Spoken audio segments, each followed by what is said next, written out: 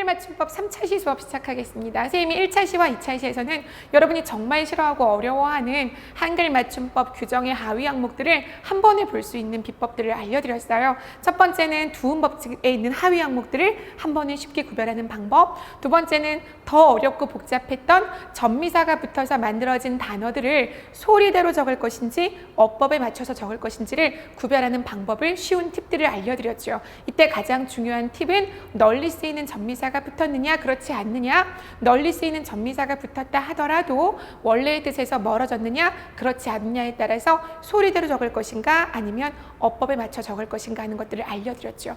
이번에는 사이시옷에 관한 거예요. 사이시옷 역시 선생님이 하나하나 세부 하위 항목들을 전부 다 뜯어보면서 예시들을 볼 건데 얘를 또 먼저 보면 눈에 잘 안 들어오죠, 선생님. 그래서 역시 규정을 보기 전에 선생님이 사이시옷 규정을 한 번에 가져가는 방법을 알려드릴게요. 우리가 지금 하고 있는 것은 사이시옷의 발음 규정이 아니고요. 한글 맞춤법이라고 해서 표기 규정이에요. 그러니까 여러분은 사이시옷을 공부하기 전에 머릿속에 먼저 뭐를 넣어야 되냐면 사이시옷을 표기할 것이냐 그렇지 않느냐를 우리가 보는 규정이라는 거죠. 즉 우리가 글로 적을 때 사이시옷을 넣어서 적을 것이냐 그렇지 않을 것이냐를 보는 규정이라는 거예요. 규정 보기 전에 선 먼저 여러분에게 사이시옷 규정을 한눈에 볼 수 있는 방법을 알려드릴게요. 사이시옷이라고 하는 것은 어떨 때 우리가 넣어서 적냐면 어떨 때 사이시옷을 표기하냐면 첫 번째 조건이 있어요. 명사와 명사가 만나서 합성 명사를 만들 때만 사이시옷을 씁니다. 명사와 명사가 만나서 합성 명사를 만들어야 돼요. 그러니까 합성 명사라는 것은 합성어라는 이야기가 되는 거죠. 즉 파생어에는 사이시옷을 적지 않습니다. 그 다음 두 번째, 앞에 있는 명사가 뭐로 끝나야 하냐면 모음으로 끝나야 합니다. 모음으로 끝나야. 왜 그럴까요? 만약에 앞에가 자음으로 끝나면 받침이 있다는 이야기면 사이시옷이 들어갈 자리가 없잖아요. 중세국어 같은 경우에는 단어와 단어 사이 중간에 사이시옷을 쓰기도 하지만 우린 요즘 그런 표기법이 없잖아요. 그래서 앞말의 밑에다 적어야 되는데 받침이 있다면, 즉 자음으로 끝나면 사이시옷을 넣을 자리가 없어요. 그래서 앞말이 모음으로 끝나야 된다는 거예요. 그 다음에 세 번째, 명사와 명사가 만나는데 반드시 한 개는 뭐가 있어야 되게요? 한 개 이상의 순우리말이 있어야 합니다. 순우리말. 이 얘기는 뭐냐면 풀어서 얘기하면 순우리말 플러스 순우리말 돼요. 한자어 플러스 순우리말 돼요. 그리고 순우리말 플러스 한자어 돼요. 어쨌든 순우리말이 한 개 이상 있어야 된다는 거예요. 바꾸어 말하면 어느 경우에는 사이시옷을 쓰지 않는다는 거예요. 한자어 플러스 한자어의 경우에는 사이시옷을 쓰지 않는다는 이야기가 되는 거죠. 이해 갔나요? 그런데 여기에 예외 규정이 있어요. 이따가 볼 건데 한자어 플러스 한자어임에도 불구하고 이 음절의 한자어 중에서 딱 6개는 사이시옷을 쓰는 예외가 있습니다. 그래서 예외를 모의고사 볼 때나 수능 볼 때는 외우지 않아도 되고요. 내신 볼 때는 외워야 합니다. 그래서 내신 시험을 위해서는 6개의 단어를 외운다. 다시 원규정으로 돌아가서 사이시옷을 쓰려면 명사와 명사가 만나는 합성명사여야 하고 앞말의 단어가 모음으로 끝나야 사이시옷이 들어갈 자리가 있으니까 앞단어가 모음으로 끝나야 하고 그리고 반드시 한 개 이상의 순우리말이 있어야 된다. 그래서 한자어 플러스 한자어로 만들어진 합성어일 경우에는 사이시옷을 넣지 않는 것이 원칙이지만 6개의 예외가 있다까지 있어요. 마지막 네 번째 규정 너무너무 중요해요. 반드시 뭐가 있어야 되냐면 발음상의 변화가 있어야 돼요. 발음상의 변화. 즉 발음상의 변화가 없으면 사이시옷을 쓰지 않습니다. 이때 발음상의 변화는 몇 가지의 경우가 있냐면 3가지의 경우가 있어요. 첫 번째, 선생님 이제 표시를 원본어로 썼으니까 이렇게 쓸까요? 첫 번째, 된소리 되기가 일어나요. 뒤에 오는 단어의 첫 머리에서 된소리 되기가 일어난다거나 아니면 두 번째, 니은음이 첨가된다거나 아니면 세 번째, 니은이 2개 첨가된다거나 이러면 바로 사이시옷을 쓸 수 있어요. 이때 조심할 것은 원래부터 된소리였던 것은 안 돼요. 된소리가 아닌 예사소리였던 것이 된소리로 바뀌는 경우여야 되고요. 없던 니은음이 추가돼서 생긴다거나 없던 니은음 2개가 추가되어 생길 때 사이시옷을 쓰는 거예요. 그러면 우리가 한글 맞춤법 규정을 지금 보고 있는 거잖아요. 사이시옷을 쓰려면 이 4가지를 모두 만족해야 사이시옷을 쓰는 거예요. 한 가지라도 들어가지 않으면 사이시옷을 안 쓰는 겁니다. 자, 이제부터 여러분이 규정을 잘 이해했는지 안 했는지 선생님이 예를 들어 볼게요. 자, 예를 잘 따라오세요. 해라는 단어가 있어요. 님이라는 단어를 붙였어요. 글자를 붙였어요. 사이시옷을 붙인 햇님이 표준어일까요? 해님이 표준어일까요? 한번 생각해 볼까요? 어떤 게 표준어인가요? 자, 뭐가 표준어라고 생각해요? 사이시옷 안 붙여야 하는 거죠. 이유는 뭐 때문일까요? 얘 때문이죠. 얘들아, 님은 뭐예요? 전미사예요. 전미사가 붙으면 무슨 단어가 돼요? 파생어가 돼요. 합성어일 때만 사이시옷 붙인다고 했어요. 사이시옷 쓸 수 없어요. 해님이 표준어예요. 집에 있는 동화책에 해님과 달님이라고 써 있으면 잘못 써 있는 거예요. 또 한 번의 예를 들어볼게. 해보세요. 자, 위라는 단어에다가 층이라는 글자를 붙였어요. 사이시옷 붙이는 위층이 표준어일까요? 위층이 표준어일까요? 답 나왔나요? 뭐가 표준어예요? 사이시옷을 쓰지 않아야 합니다. 이유가 뭐 때문일까요? 자, 볼까요? 명사와 명사가 만나서 합성 명사를 이루는 첫 번째 조건 만족했어요. 앞 글자가 앞 단어가 모음으로 끝나서 사이시옷이 들어갈 자리를 확보해서 두 번째 조건 만족했어요. 층이라는 글자는 한자어지만 위라는 것은 위아래 우리말이에요. 그래서 3번 조건도 만족했는데 발음상의 변화가 없어요.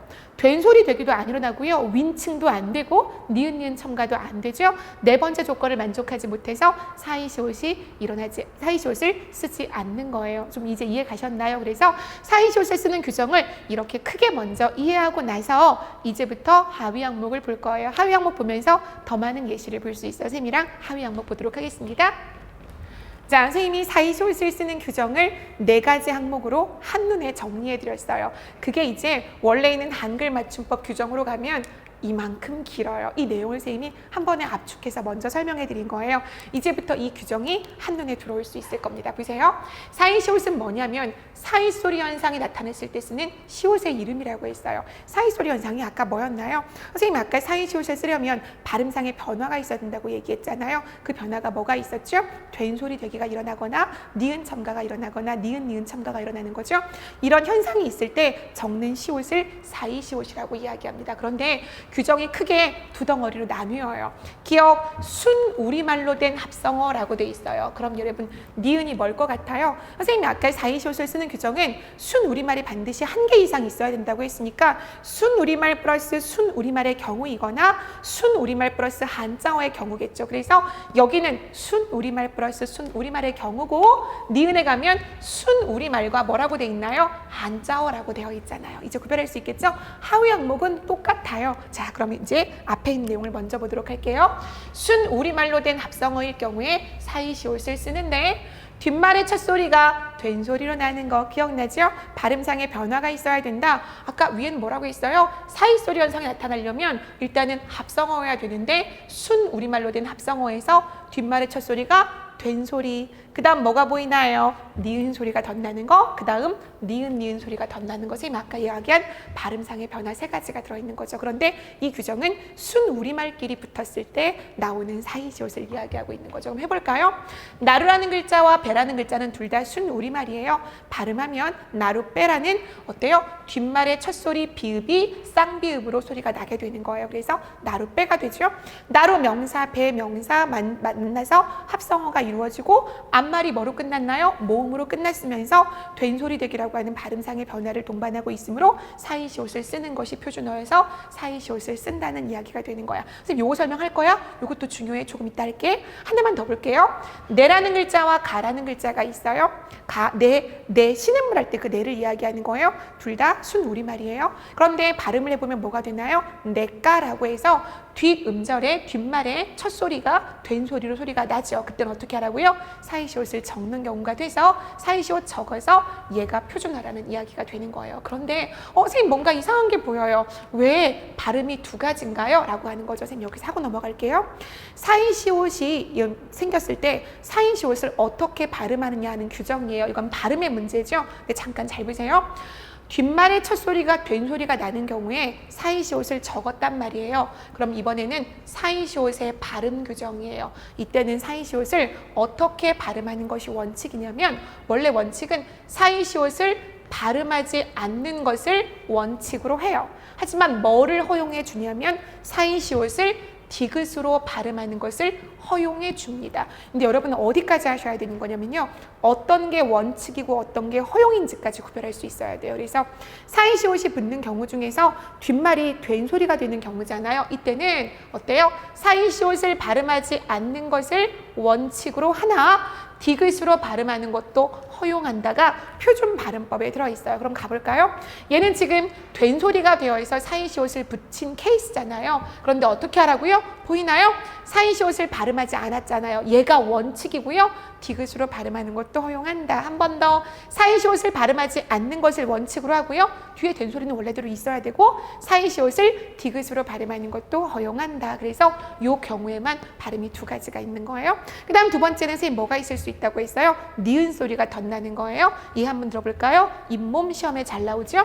원래는 뭐 플러스 뭔가요? 이 플러스 몸이에요. 이도 우리말, 몸도 우리말이에요. 그러면서 앞말이 뭐로 끝났어요? 모음으로 끝나서 사이시옷이 들어갈 자리가 생겼어요.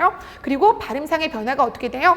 잇몸 뭐가 생기나요? 발음상의 니은이 변화가 생겼죠? 니은이 첨가됐죠? 이때 어떻게 하라고요? 사이시옷을 적는 것이 표준어라는 거죠. 그래서 니은 소리가 덧나는 경우는 뒷말의 첫 소리 니은 미음이 올 경우예요. 그래서 뒷말의 첫 소리가 니은이나 미음이 오면 발음상의 변화가 니은이 추가돼요. 그래서 이때는 사이시옷을 적고요. 그 다음 한 번 더 마지막으로 니은 소리가 덧나는 경우가 있어요. 얘를 한번 쌤이 뒤에 보기 전에 먼저 한번 들어볼까요?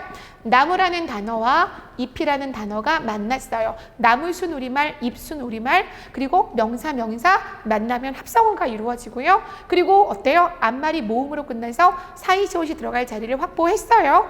발음상의 변화 뭐가 일어나나요? 된소리 되기 아니고 니은 첨가 아니고 니은이 두 개 들어가요. 나문 닙이 되는 거죠. 그러니까 어때요? 사이시옷을 쓸 수 있는 조건이 만족하게 되죠. 그래서 표준어는 사이시옷을 쓴다는 이야기예요. 어렵지 않죠? 예문 볼까요? 자, 어떤 예문이 있어요? 시험에 다 잘 나와요.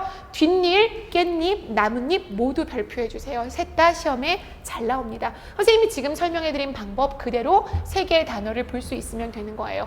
깻잎 한번 해볼까요? 뭐 플러스 뭔가요? 깨 플러스 잎이에요. 둘 다 순 우리말이에요. 앞말이 모음으로 끝나서 깨 밑에 시옷이 들어갈 자리가 생겼어요. 그렇죠? 그러면서 깨도 어근이고요. 그쵸? 뜻을 가지고 있는 실질 형태소잖아요. 잎도 마찬가지여서 합성어가 만들어져요. 그리고 나서 발음을 하면 깬 닙이 되면서 니은이 두 개 생기죠. 발음상의 변화까지 생기죠. 그래서 사이시옷을 적는 게 원칙이어서 깨입으로 적지 않고 사이시옷을 적은 깻잎으로 적는다는 거예요. 그런데 어떨 때 니은 두 개가 첨가되냐면요. 뒤에 오는 첫 소리가 보통 모음이에요. 뒷말의 첫 소리가 모음일 때 니은이 두 개 첨가되게 돼요. 나뭇잎, 이도 모음이잖아요. 깻잎, 이도 모음이잖아요. 이런 것들이 여기에 해당한다는 이야기죠. 어렵지 않죠? 이번에는 하위 항목은 똑같아요. 니은 소리가 덧나는지 니은 소리가 덧나는지 된 소리 되기가 생기는지 하위 항목은 똑같은데 이번에 차이점이 있다면 대 항목이 이번에 뭐가 들어간 거예요? 한자어가 들어가는 케이스라는 거죠. 그래서 순 우리말과 한자어가 만나서 뭐를 이루어요? 합성어를 이루는데 된 소리 되기가 생기니 아니면 니은 소리가 덧나니 아니면 뒤에 들어가면 뭐 있겠어요? 니은 소리가 덧나니 이렇게 되는 거죠. 그래서 여러분은 단어를 적절하게 넣을 수 있으면 되는 거예요. 자, 그러면 이번에는 한자어가 하나 들어가 있으면서 된 소리가 되는 경우를 볼게요. 귀하고 병이라는 단어가 있어요. 어때요? 실질 형태소죠. 각각 뜻을 가지고 있는. 그러면서 앞말이 모음으로 끝나서 사이시옷이 들어갈 자리를 확보했어요. 그런데 병이라는 글자는 한자어란 말이에요. 발음해보니까 어떻게 됐어요? 귓병으로 발음돼요. 그러면 된 소리 되기가 일어나잖아요. 그래서 어떻게 해요? 사이시옷을 적는 것이 원칙이어서 이렇게 적는다는 거예요. 근데 지금 아까 앞에서도 했었죠.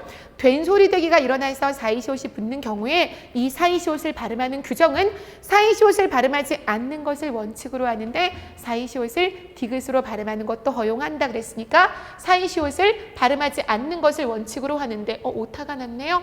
여기 시옷이 없어야 돼요. 미안해. 사이시옷을 발음하지 않는 것을 원칙으로 하는데 디귿으로 발음하는 것도 허용한다 이렇게 되는 거예요. 한 번만 더 해볼게요.